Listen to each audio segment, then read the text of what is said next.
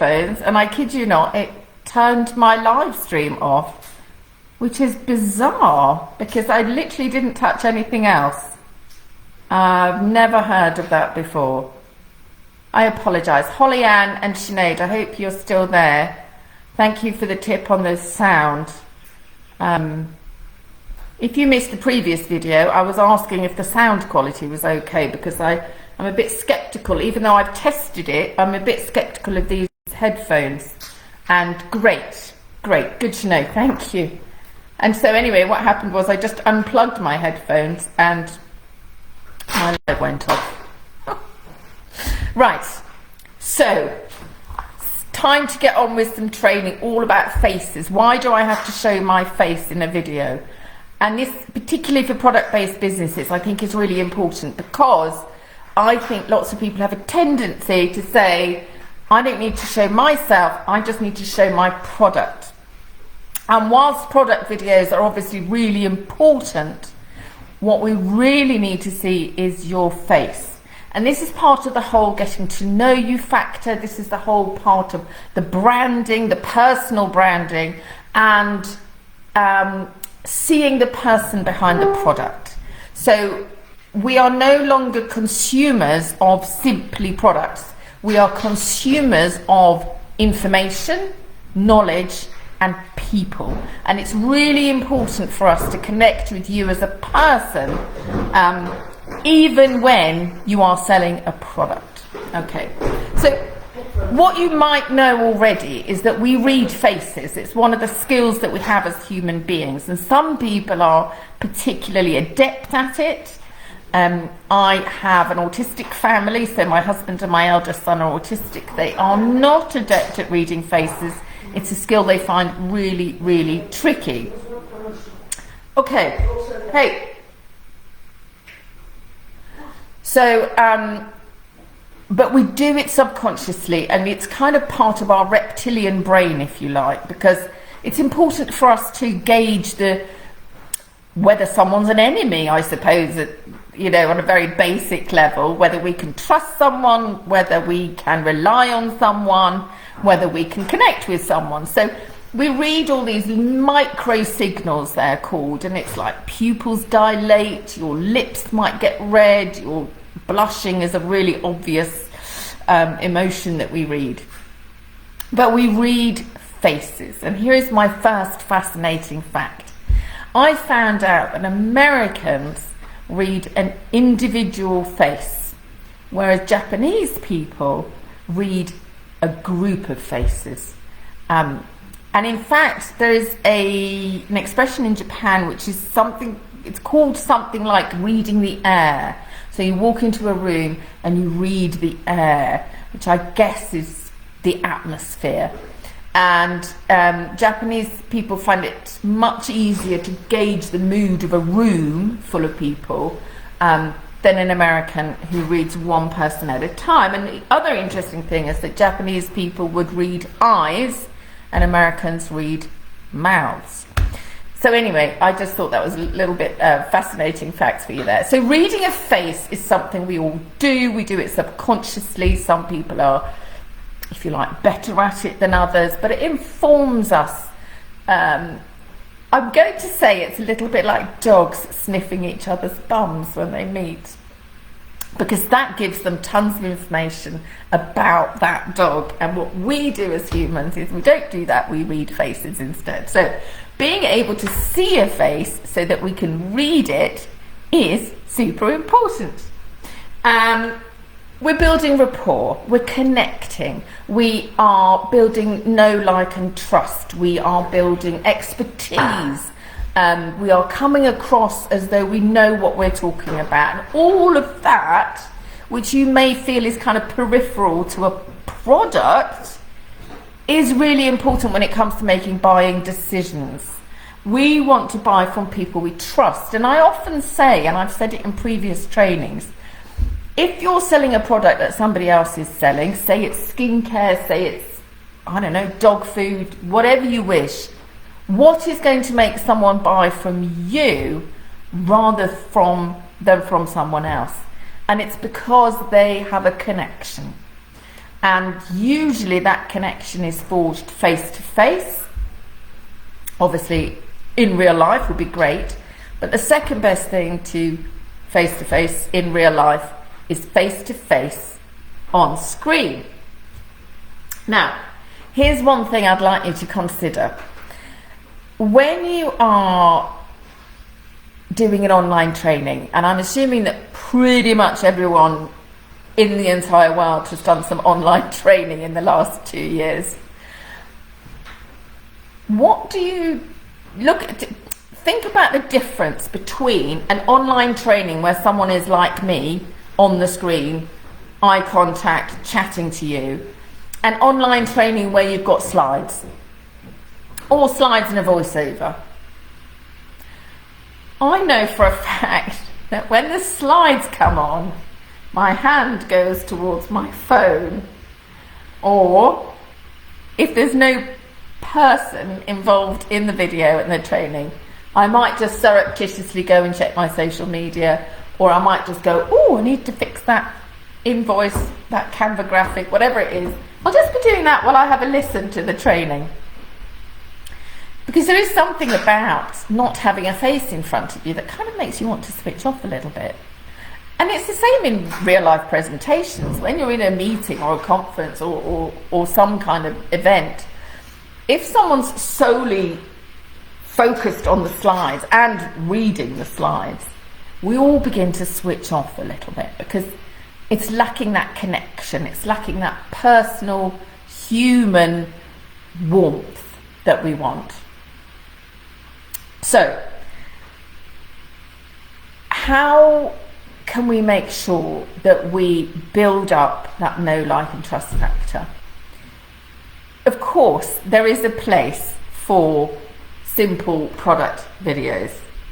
You know, I like the ones, for example, where they have a camera on top and you see them making, I don't know, they can make soap or bread or recipes or jewelry. It's really fun for me, and I find it really kind of mesmerizing to watch people do things with their hands. But that's not going to make me buy the product, funnily enough. What I want is for someone to come along and tell me how brilliant the product is and how it's worked for them. And that's not just skincare, that is anything. That could be, you know, a handbag or a pair of glasses or a pencil, I don't know.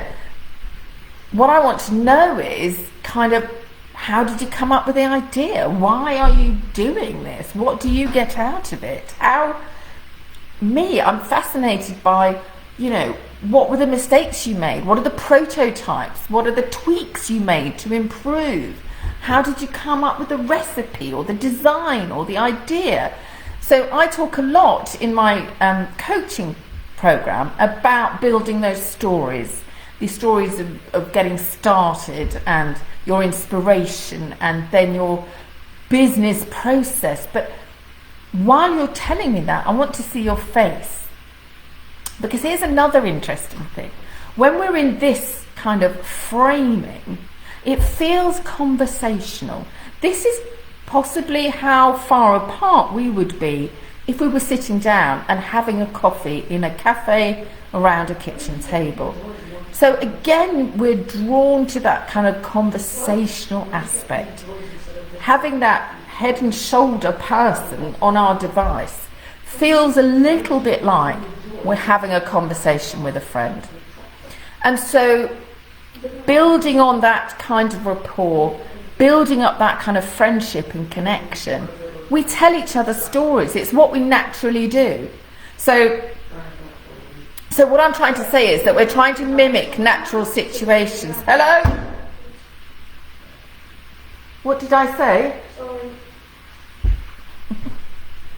So we're trying to mimic natural situations where we connect with people. And when people connect with you, they feel like you're a kindred spirit. They feel like you have something in common. And when you then show them your product or talk about your product, they're going to already like it. They're already going to trust you that the quality is good or the design is good or the price is good, all of those things. And they're already going to know, they've already made a buying decision because of their connection with you. So I'm reading a fascinating book at the moment. It's called The Psychology of Persuasion. I can't remember the guy's name. But there's a revised edition. It's been out for years, sold millions of copies, and it's really interesting how we buy on a very emotional level. And that's why we can't just sell a product without this. It just simply isn't going to work. And even more so now. Now is the time when we really need those connections. We really need to be emotionally invested, if you like. We need to be emotionally touched. And we need to feel like our best friend is telling us that this product is something that you are going to love. And that's why we need to see you talking about your product and showing us your face. Now, if that strikes the fear of goodness knows what into you, I get you. It feels weird being on a screen. The first time anybody sees themselves on a screen, it's like the first time you hear the sound of your own voice. You just feel like you're looking at someone completely different, because here's an interesting thing. Looking in a mirror is completely different to being on a screen. Fact. And we're so used to seeing ourselves in mirrors or catching our reflection that when you see yourself on a screen, it feels really different, and you start to notice all your little idiosyncrasies, all your little habits, and you start to get very critical. So I get it. Being on screen, being chatty, conversational, showing your face, it can be really, really daunting. However, when you are making products, you need to sell those products. And trust me on this, if you want to make more sales, we need to see you as much as, if not more, than we see your product. Fact. I love videos where I see someone being so excited about a product because they've made it, or they're selling it, they've tried it, some of their friends have used it. And there's nothing more exciting than getting caught up in that passion. That is not going to happen if your face is not on video. So we need to see your face. It's really, really important if you want to make sales.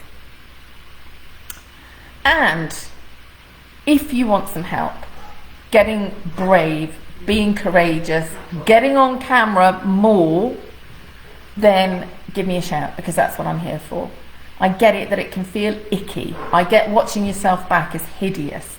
I get that you don't know what to say. I get that who's going to listen, who's going to watch. All of that.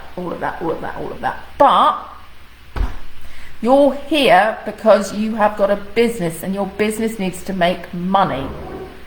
And how you do that is that you get on camera and you tell people how bloody amazing your products are. Okay, I am going to wrap it up there, folks. I said, and this might have been in the video that got cut off, what is it with me and technology? If you're live, give me a shout. If you're on replay, please let me know that you're watching on a replay. I'm just going to check my comments. Oh, Leanne, I love that. I know you're right. It's just not what I wanted to hear. Yes, I'm afraid so. It's the harsh truth. We need to see your face if you want to make sales. Thank you so much for being with me, guys. I really appreciate that. I'm going to just slow down, grab some coffee if you've got a question or a comment.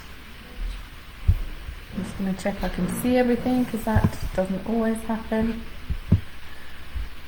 And that's it. That's it. That's all about showing your face on camera. Oh, bless you, all the way from Australia. Holly Ann, thank you, thank you, thank you. I hope it's not the middle of the night for you. Crikey, Perth, that is far away. Much appreciated. Thank you, Sinead. Thank you to anyone else who hopped on and didn't make a comment. Thank you if you're watching the replay. And please come back tomorrow for the most amazing guest speaker, Sharon Murray. All about LinkedIn. I can't believe it. She's going to tell us to sell products on LinkedIn, which is just blowing my mind. So I'll be posting more about that. Thank you, Sinead. Thank you. I'm really glad that you found it useful. And as always, any questions, ask me, tag me, DM me. And if there's any training topics you can think of around videos and product-based businesses, just let me know. I'm here to help. Right, get on with your day, folks. Thank you so much, and I will see you again